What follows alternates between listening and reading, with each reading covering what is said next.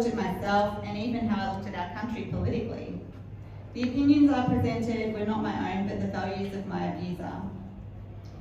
It felt like he quite literally splayed me open and gorged away all my good bits. All that was left was pieces that he chose that were obscure and hateful of the world. I eventually realised that he was monitoring my emails, text messages and social media accounts. He told me he had put cameras all over the house so he would know if I had had anyone there. I was certain he was tracking me. He knew where I was all the time. By that stage, I was so confused and miserable in what had become my trapped without bars existence, I basically just gave up trying. I would liken coercive control to those electric shock collars people without fences put on their dogs. The dogs learned not to breach the boundaries, and so did I. He told many of our friends and even some family members that being with me had ruined his life, and I eventually did try to leave. I knew he wasn't happy either, and I said we should go our separate ways. He immediately accused me of another affair. It was another late-at-night sleep-deprived argument that ended with my eventual backing down after he said he was going to take the car and drive it into a tree to kill himself. I always backed down. But it was baffling. I knew he was unhappy with me, but he refused to let me go, and I wondered why. But I didn't push because I knew with 100% certainty that he would make my life even more miserable trying to leave. It was easier to sit tight in what years of custom had taught me than to risk what I feared would happen if I ever did the worst and leave. But obviously, eventually I was able to leave that relationship. And I will never ever forget that first night being alone, the fear. I was terrified he would come, of what he might do. I locked all the windows and put broomsticks and whatever else I could chop the doors with. But he had never laid a hand on me in anger. He stood over me many times with fingers clenched into tight fists and nostrils flared in threat. There were holes in the plasterboard from those fists. And I had watched him beat up plenty of people at bars and even his own friends. His power over was very far-reaching. But it's hard to explain because I was not being beaten, so what was so bad about it? The only way I can describe it is that even now, years later, when his favourite song comes on the radio, my breath stops. Every time I see his model car on the road, every organ in my body turns to ice and my chest constricts so tightly as if a vice were around me. Because the end of the relationship does not stop the fear. The fear is real and ever present. And many people are living in fear right now.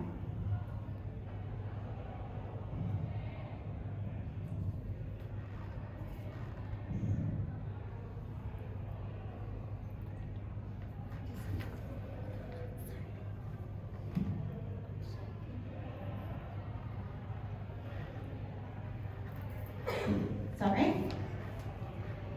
Hannah Clark tried to explain her fear and the danger she was in to police.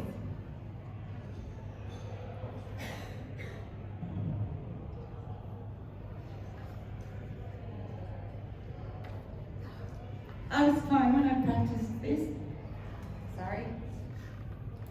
But because our system is currently incident-based regarding domestic abuse, rather than looking at patterns of behaviour, they couldn't help her. The system is only as good as the law behind it. And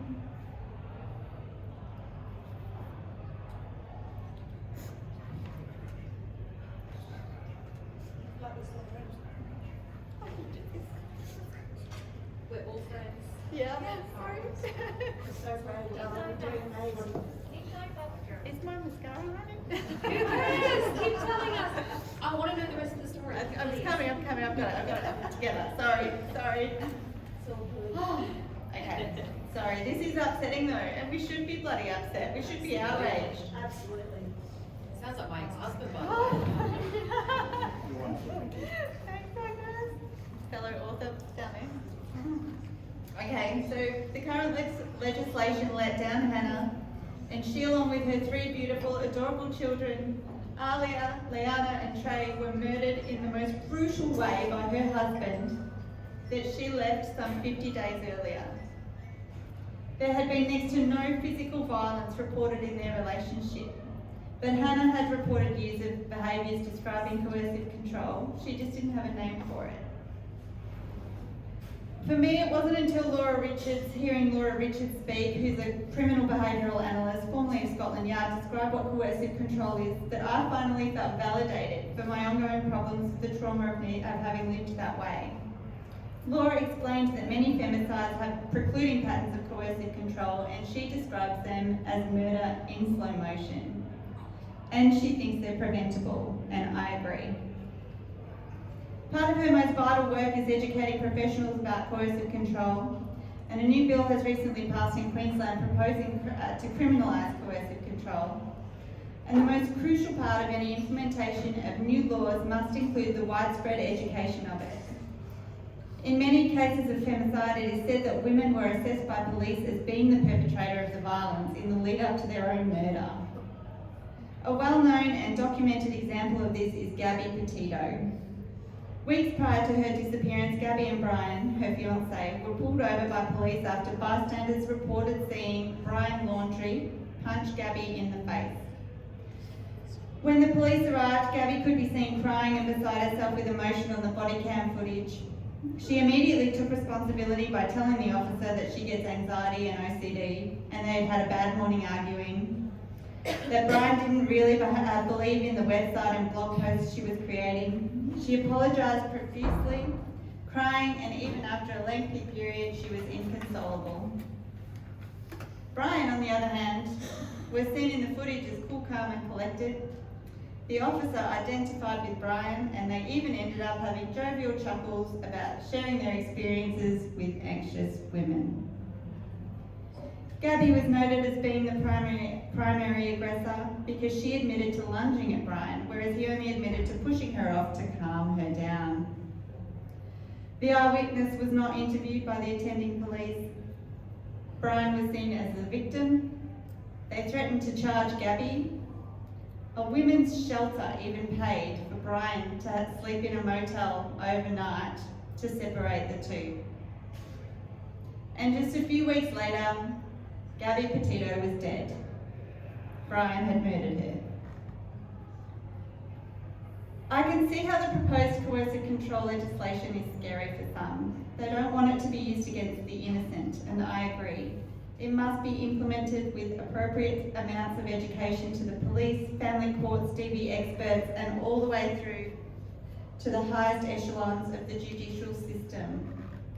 But done right, it can change lives. I've spoken of women as the victims and survivors of domestic abuse and men as the perpetrators.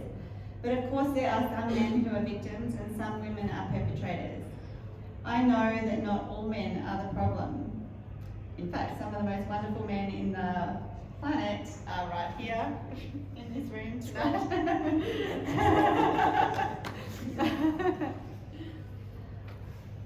But we cannot ignore the statistics, and this is not a women's safety issue, it is a male violence issue. And we all must ask, why do men in particular feel the need, some men in particular, feel the need to have power over? Jess Hill writes in See What You Made Me Do. Men don't abuse women because society tells them it's okay. Men abuse women because society tells them they are entitled to be in control. Until we see a problem, it cannot be addressed. Transparency of the prevalence of domestic abuse and the common thread of dominance assertion in other types of abuse is a key step to stamping it out altogether in our society. So not all men are the problem, but all men can be part of the solution. And not discussing hard topics does not help victims of abuse. It just leaves them isolated in their trauma. So doing nothing is not an option. Because I would like a future where we're not keeping polls counting dead women. And that's all I've got to say on that.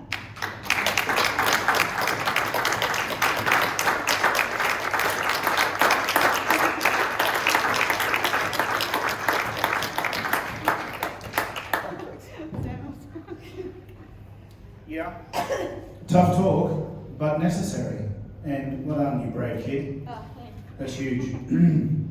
And thank you. Thank you for sharing with us, because obviously this is why we're here. We're here obviously for the launch of your book, but also to have this continued conversation, which is what your book is about as well. Continuing the conversation, keeping it in our words, keeping it in our minds, keeping it in our world, so that hopefully we can overcome some of these things and get some education around it to prevent these things from happening. So you rock, basically. Well done. Ashton Wood, ladies and gentlemen, is another superstar in our community. I feel like a bit of a fraud up here. These people do good stuff. Yeah, but you've got shoes. You like these shoes? Yeah, it's funky.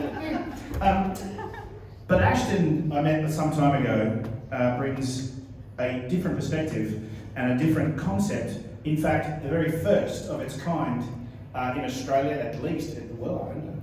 Let's go to the world. Who's going to argue?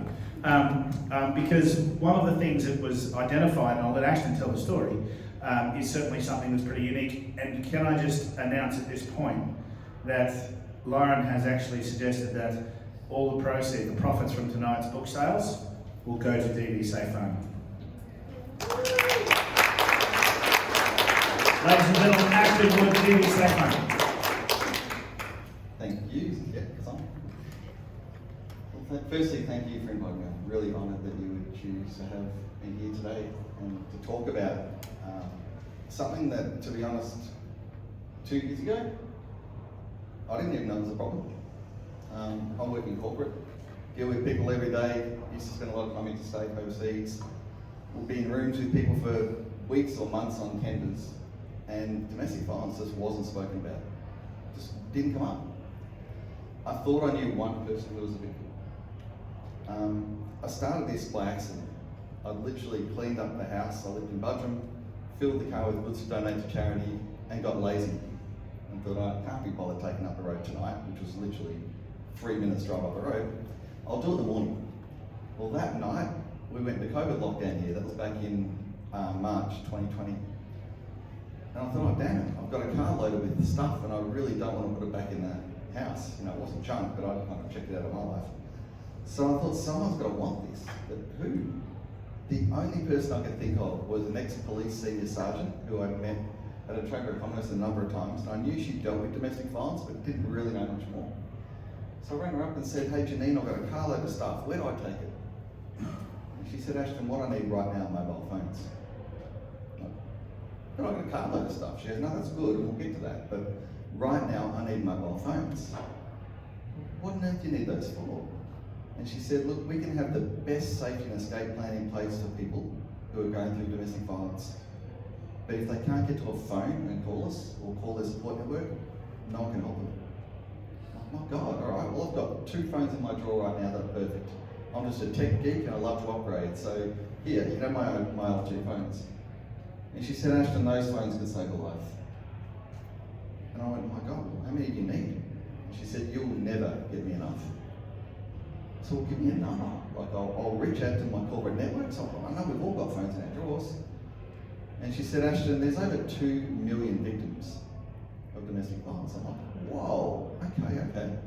So just so I can get the messaging right to the people I'm going to ask, what countries are you going to send these phones to? She said, what countries? I said, yeah, 2 million. She says, Ashton, what rock have you been living under? This is just here in Australia. So that was 2 years ago. I said, right, we're going to do something about this. And I've learned so much from agencies, from the police.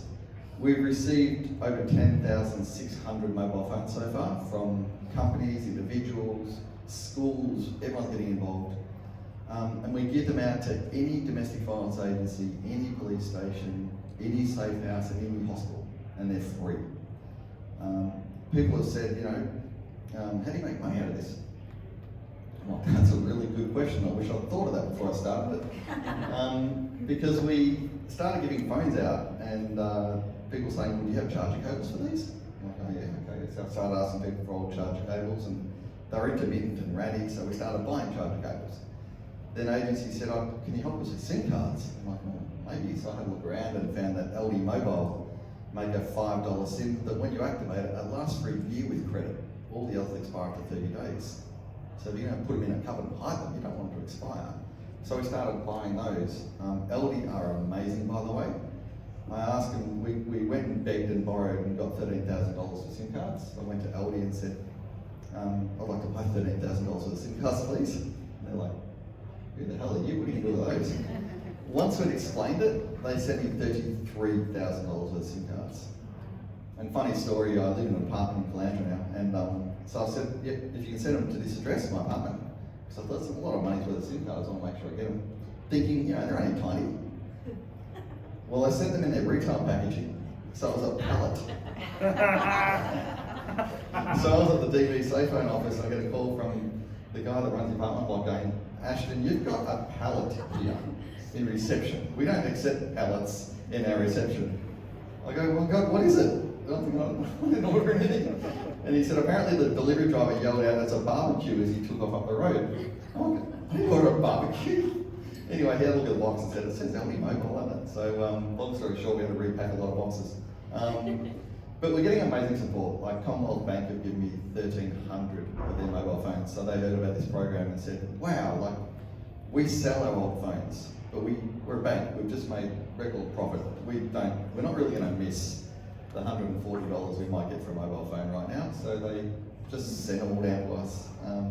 So yeah, it's important, and I think the other thing I've realised is it's helping the conversation, because we're now having corporates talk about this with their staff, saying bring in your old phones.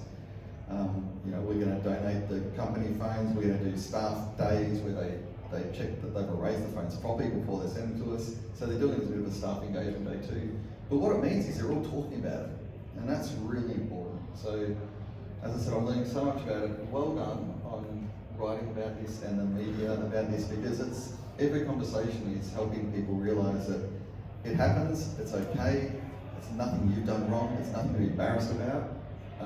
Sorry, when I said it happens, it's okay. It happens, and it's okay that you talk about it. And it's okay, don't be embarrassed. It's something that we can talk to our friends about. Now that we know it's a thing. Do you know, one of the things that sparked memory from my first meeting with Ashton was the importance of the phone. Imagine being 6 hours, 12 hours, 24 hours without your phone. I don't carry a wallet anymore. My phone is my bank, it is my everything. It's my camera, it is, most people now, their phone is their everything. And if that's taken away from you, and that's what happens, either the control of it, or the fact that there's apps and things that can track you and your movements and who you're communicating with, like scary stuff. And the fact that having a second phone, a burner phone, apart from the fact you feel a little bit James Bond, which is pretty cool, is the fact that you've actually then got access to communicate when you can't. And I think the thing that really resonated for me was, if you are a victim of a violent situation and you go to the police, the first thing the police do is take the phone.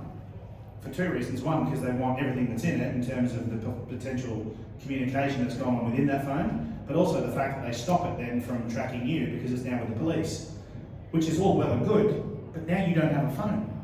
And so you're non-communicable as well, and that's another severing of that and that controlling aspect of not having the ability to communicate. So good on you, mate, for what you do, and thank you, Lauren, obviously, for proceeds tonight going to support that. Ladies and gentlemen, Ashton Wood.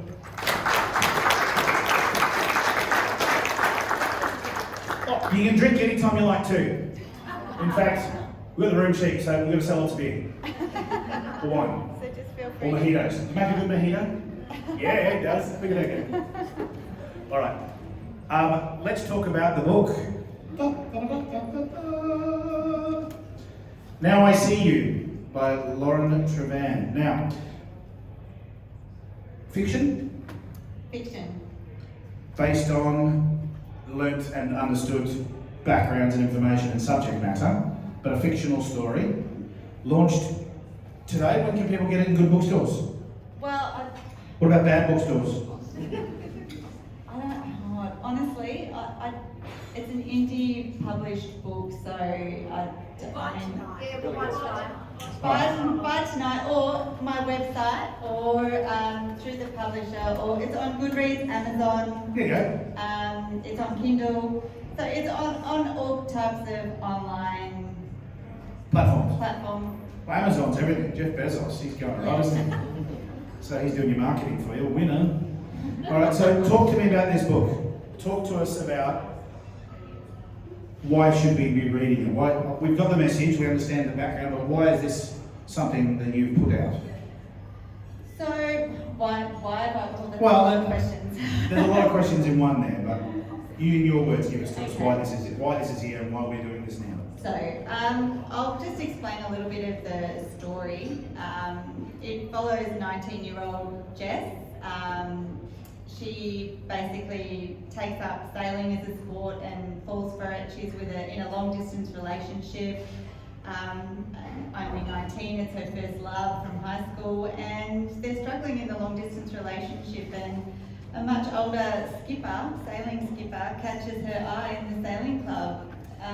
Eventually they hook up and we follow the relationship through from there. So it follows the story of Jess and Julian. I mean, I'm not giving any clenches away. Spoilers. Spoilers, that's a better word. By saying that one day there's a police investigation into Julian, that's on the back of the book. So, but I won't give away what any of that is, so I want you to read the book. But it does have some themes in there of coercive control. But it's not all doom and gloom. I mean, it's a story, right? It's hopefully a bit of a page turner, and so far I've had, I mean, granted, these are all people I know and love who have read it so far, but the reports have been good. So they all said that they found it quite riveting. So hopefully the rest of you do as well. So tell all your friends, put it on, give a review on Goodreads or Amazon, that would be great. How do you want people to feel? Like, I know that's a loaded question as well, but how do you want people to put down this book and go, okay, I'd buy another Lauren Trevane book? Well, I'm hoping, what I want to accomplish with this book is for people to really see, to have a proper understanding, because it's all very well for people to describe what abuse and in particular coercive control, because you're not being hit. I mean, in a sense, it's easier to describe an abuse if you're just being punched in the face, right? But it's hard for people to grasp, and people can't understand. So what I've tried to do is show from the start of the relationship that whole love bombing phase, and then just the slow encroachment of the little rules and how she still loves him and the reason she's there. And I want you to go on that ride with Jess to understand the good times. You're with her in the good times and the bad times. But perfectly honest, this book is mostly about celebrating friendship, close friendship, and friendship prevailing at the end of the day. And I think it's a bit of I mean, sometimes it's going to feel like a bit of a smack in the face, but other times it'll feel quite good, I think. I'm hoping for all types. Do you know, and I know we're sort of crossing over here because the Q&A part is kind of now is what we're doing on the launching Q&A as well, and Ashton, I might get you in this as well, because one of the things that I think has really resonated that's come out of today is something that you mentioned earlier, which is this is not a women's issue in many respects. Of course it is, but it's not a women's issue in terms of the responsibility behind who's fixing this, and just the language that gets used. I was talking to some new friends at the back of the room, and we were talking earlier about how the language often used, and you also quoted the police sergeant with his statements as well, and often you'll hear this, it's, oh, well, look what she was wearing at the time, she was out at 9 o'clock at night on her own. Three things that shouldn't be questioned in the world. Who cares when she was out, what she was wearing, or what she was doing with whom? That's her prerogative and business. The questions that don't get asked is, why are the men doing what the men are doing?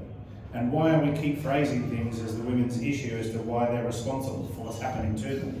What are we teaching our boys? And how are we building better quality young men? Because something to me is where the deficiency is here, is that young men aren't learning to become good men.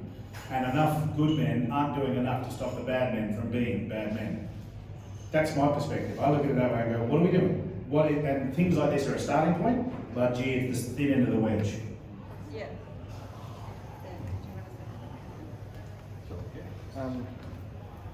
Yeah, I guess, as I said, I'm learning a lot about the industry over the last 2 years, and speaking to the police about, how can this be addressed and what can be done.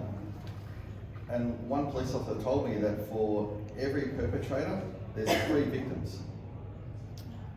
So a perpetrator does it once, does or doesn't get in trouble for that, probably does, but then you'll do it again and again. So the perpetrator program, they're saying, is really important to stop that cycle. And if the perpetrator's doing it, and the perpetrator's got kids, what messaging is that passing on to the kids? So like you said about the young people growing up, seeing it, thinking this is normal. So how do we stop that at that point? So it breaks that cycle.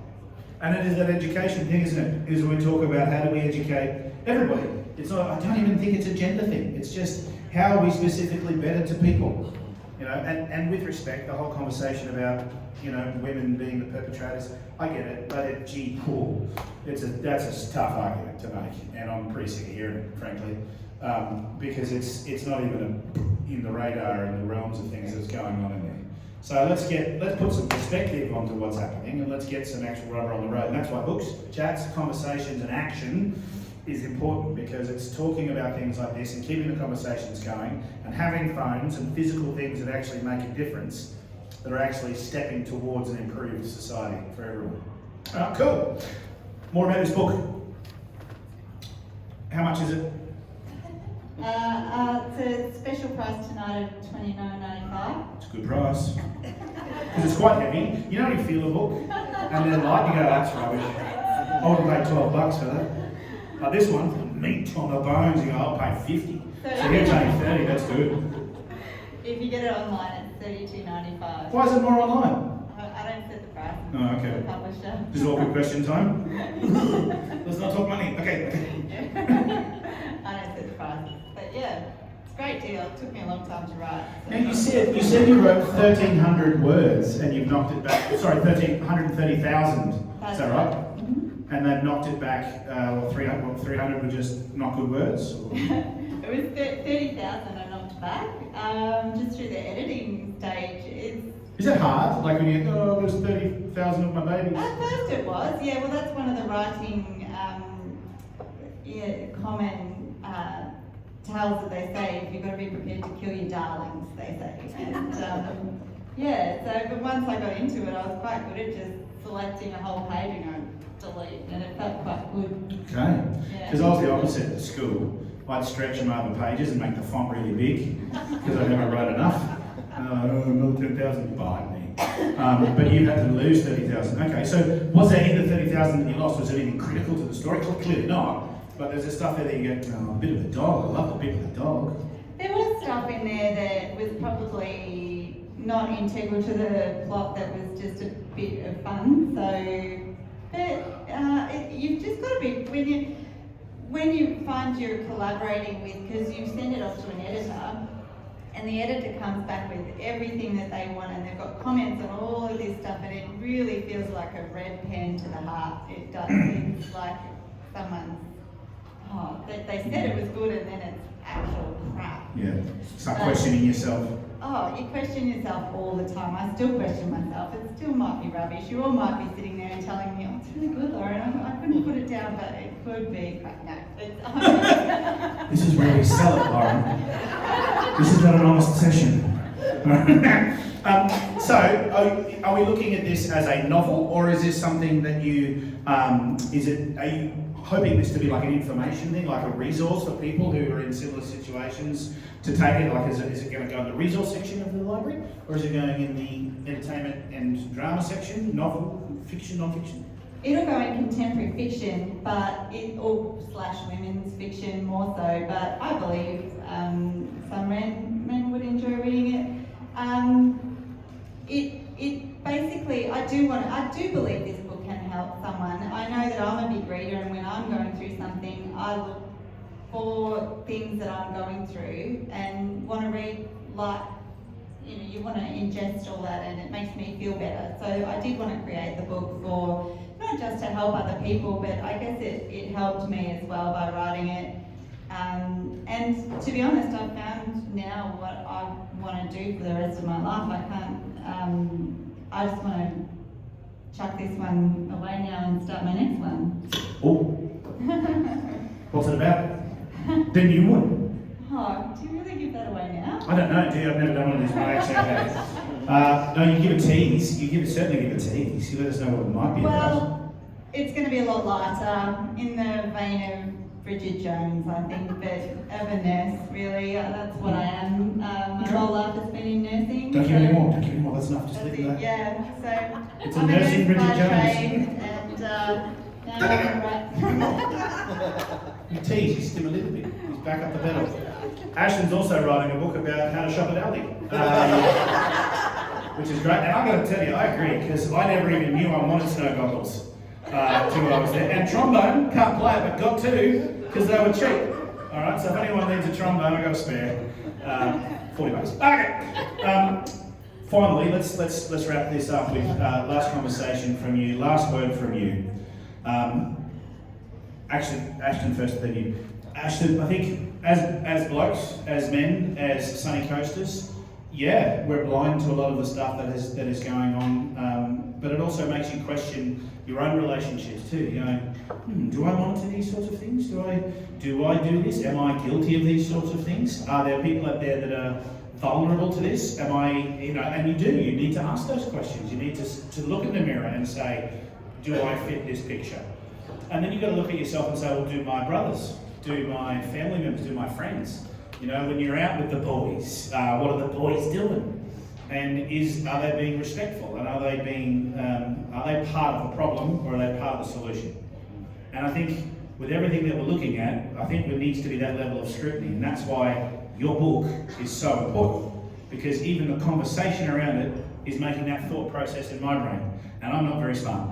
So if I can be thinking about that going out into the world and going, okay, are the people in my world helping or hindering this situation, which is clearly, at both your sets of figures, a problem, a big ass problem, and something that we actually need to do something about.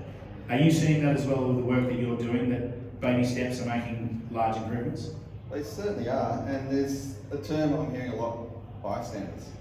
And I didn't realise that because I didn't really have a listening for it, it was being talked about in jest around me at times when guys get together, and like just things that get talked about jokes and things, and Yep. so there's a big thing about bystanders, which now for me it's like, no, I'm going to say something.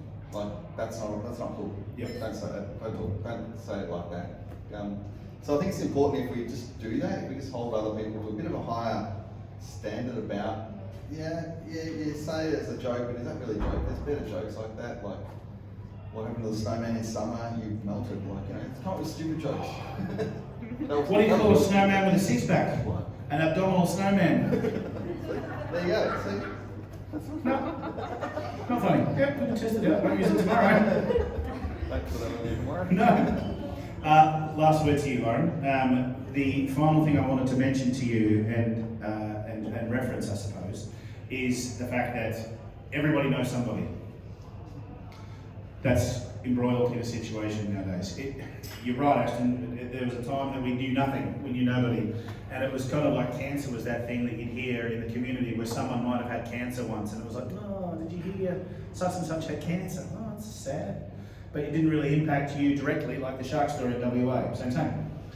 However, everybody knows somebody now that has had cancer, or has had cancer themselves, or is dealing with it or battling it, or knows someone, yeah? Now, we're finding that next level is happening in the domestic violence space. It's even less talked about. It's even more taboo for some reason, or for the reasons you've explained and continue to go on with. But we still know people. How do we get those messages out? How do we talk to people, and how do we help those people that need it, that maybe don't even know need it? Because there's an awkward feeling sometimes as a bloke to go, I can help you, I want to help you, but you may not want to be helped right now, today, but maybe tomorrow, or maybe in an hour. Do you know what I mean? And how do we broach that? Those people who are wanting to help, how do we help with respect and dignity? Well, to help someone just on the street level, I mean, I would just direct them to that. There's a bunch of local resources, DB Connect, I could reel off a whole bunch. We can look all those up, and that's fantastic. But on a larger scale, what we could actually help with, I look back at myself as a 19-year-old or 20-year-old when I was in that relationship, and I was going to say unhealthy relationship, and I don't like that term because a relationship is not unhealthy. There's a person who's abusing another person. So if I had someone pointed out to me back then that little things that he was doing where I couldn't fix them, I couldn't fix him, I was never going to be able to do enough. If someone had been able to tell me in my early 20s to see that this is not love, it's not what love is. This is not him saying, you be like this because he cares so much about you. To teach our young people how to love right, I think is the best thing we can do. And really by teaching them what a healthy relationship should really look like. And I know we all are guilty of screaming and yelling, and that's not really the kind of stuff I'm talking about. It's when you are controlling somebody else, that's really wrong. And if that's what your aim is in a relationship, we need to be stamping that really out very early in relationships. And I think that from the teen level we can be really teaching it, to be honest. Sorry, that's not very succinct. No. Well, it's actually incredibly poignant because the words you said there, what is a healthy relationship, I think that's something that we don't really know anymore. And I think there are so many differences and so many variations as to what relationships are nowadays. And I think we've moved to a point in our world where it's only what feels all right in a relationship. We've gone through the stage, we've gone through the era and moving through it where a Christian construct around a husband and wife and the duties associated and the roles and responsibilities within that vintage construct is basically forming where we now have relationships that are about what feels good and what people want to do in their lives, about what they're doing and how they're looking. There is no right or wrong, provided that both people are happy and healthy. You know, there are some very toxic marriages out there. There are some absolutely toxic relationships at every level that exist because of a construct or a set of rules and frameworks that are put in place by society and whatever they look like. I think you can have a relationship with somebody and be happy and healthy in that space, but really, let's take away all the framework and structures and find out what makes people tick. And again, if I can go back to my 9-year-old daughter, how do we put more good into the world? Well, we get more of Ashton, we get more of Lauren, and we get more of you good people. So, on that note, keep putting good into the world. Thank you, and ladies and gentlemen, buy your copy of Now I See You, debut book from Lauren Tremaine.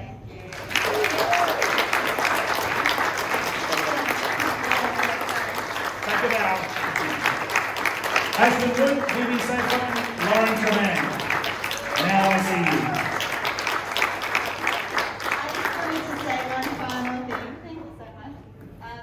Obviously, thank you heaps to Sam, and I just did want to give a little shout out to my fellow author here. He co-wrote this book with the Sunshine Coast community. It's for sale at Birmingham Books, so everyone get on board. It goes to a good cause. What's the charity on this? Salty Souls. Salty Souls, it's a local charity. Get behind this one as well, and also, I know that leading up to Christmas, DB Safe Phone is really after as much funds as possible. So if you can all get online and do a really big donation, that would be great. Thank you so much all for coming.